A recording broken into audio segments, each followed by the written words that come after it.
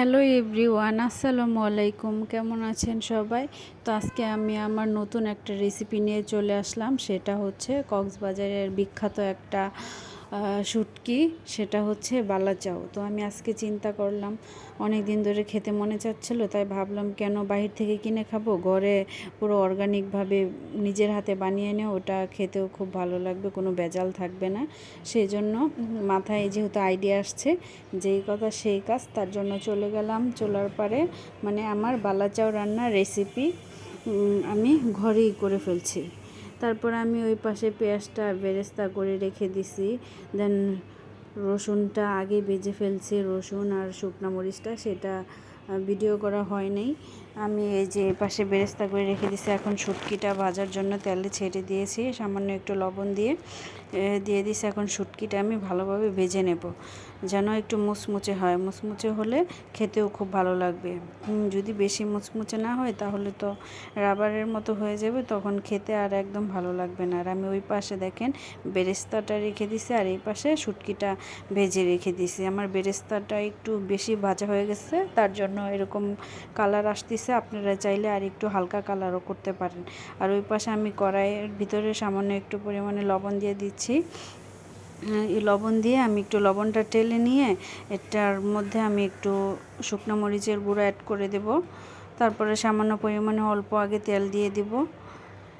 দেখেন এই যে তেলটা একটু দিয়ে দিলাম, লবণটা আগে দিছি। এখন একটু নেড়ে চেড়ে আমি এখন শুকনো মরিচের গুঁড়োটা দিয়ে দেব। আমার একটু ঝাল ঝাল ফ্লেভার ভালো লাগে, তার জন্য আমি একটু মরিচটা একটু বেশি অ্যাড করছি। আপনারা চাইলে মরিচটা একটু কম দিবেন, যার যে স্বাদ অনুযায়ী। তারপর আমি মরিচটা একটু বেশি দিয়ে দিছি। এখন আমি কিন্তু চুলাটা এই সময় অফ করে দিছি। চুলাটা যদি জ্বালানো থাকে তাহলে মরিচটা পুড়ে যাবে, তার জন্য চুলাটা অফ করে এখন আমি শুটকিটা দিয়ে দিলাম। মরিচের সঙ্গে একসঙ্গে মিক্সড করে ফেলছি। তারপর এক এক করে এক একটা উপকরণ দিয়ে দেবে। এখন বেরেস্তাটা দিয়ে দিলাম নাড়াচাড়া করে। তারপর আমি আবার দিয়ে দেবো। এই যে এটা হচ্ছে রসুন কুচিটাও আমি দিয়ে দিছি, এটাও আমি ভেজে রেখে দিছিলাম। তারপর পাশে ছিল শুকনা মরিচ, তো আমি শুকনা মরিচটা একটু হাত দিয়ে ব্লেন্ড করে আমি এখন এটার উপরে ছিটিয়ে দিব, যেন ফ্লেভারটা খুব ভালো আসে। তারপরে এই যে দেখেন শুকনো মরিচ আমি হাত দিয়ে একটু ব্লেন্ড করে নিছি, ওটাই আমি দিয়ে দেব এটার উপরে। ফ্লেভারটা খুব ভালো আসবে, খেতেও খুব মজা লাগবে, সুস্বাদু লাগবে। তো বাইরে থেকে কেন অল্প পরিমাণে আমি কিনতে যাব বলেন তো? এত টাকা দিয়ে এত দাম, সেই টাকা দিয়ে আমি ঘরে অনায়াসে অনেক দিন ভরে খেতে পারবো ভরপুর।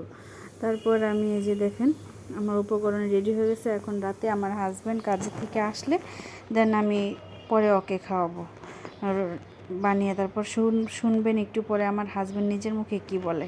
আজকে শুধু ভর্তা হচ্ছে, এটা হচ্ছে আমার বালাচাও চেহারাটা পুরো কমপ্লিট। এখন আমার হাজবেন্ডকে দিব, খেয়ে রিভিউ দেবো যে কেমন হয়েছে। নাও, এটা তোমার জন্য। তারপর আজকের রেসিপি হচ্ছে ভেন্ডি ভাজি, আলু ভর্তা, আর এটা হচ্ছে আমের ডাল।